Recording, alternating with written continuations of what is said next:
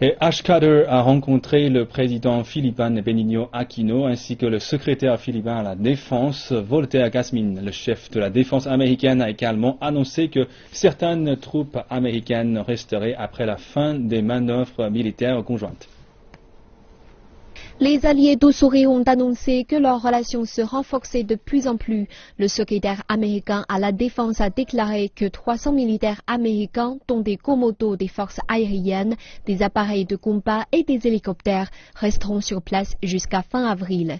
Cette décision intervient après que Manille a demandé à Washington de l'aider à convaincre la Chine de ne pas affirmer sa souveraineté sur les îles Huangyan que les Philippines nomment Scarborough Shoal. Ces décisions ont été prises dans le cadre de l'accord de renforcement de la sécurité récemment signé par les Philippines. Cet accord donne accès aux États-Unis à 5 bases dans son ancienne colonie, ainsi que l'autorisation de faire tourner ses navires et ses avions.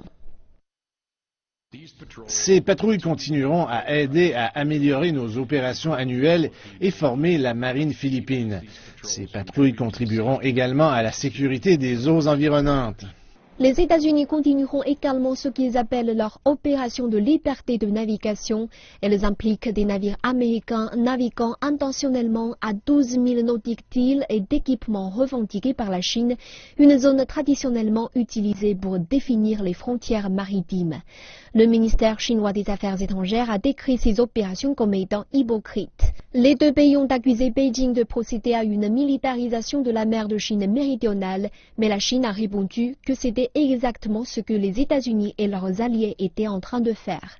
Le ministère chinois des Affaires étrangères voit également de l'hypocrisie dans la décision unilatérale des Philippines de demander à La Haye de réunir un tribunal international en vue d'écarter les revendications de souveraineté de la Chine en mer de Chine méridionale, alors que dans le même temps, Manille agit en vue de renforcer ses positions militaires. Nous n'allons pas participer en aucune manière à ce procès. Nous n'allons pas accepter le résultat, quel que soit ce qui peut ressortir de cette affaire d'arbitrage.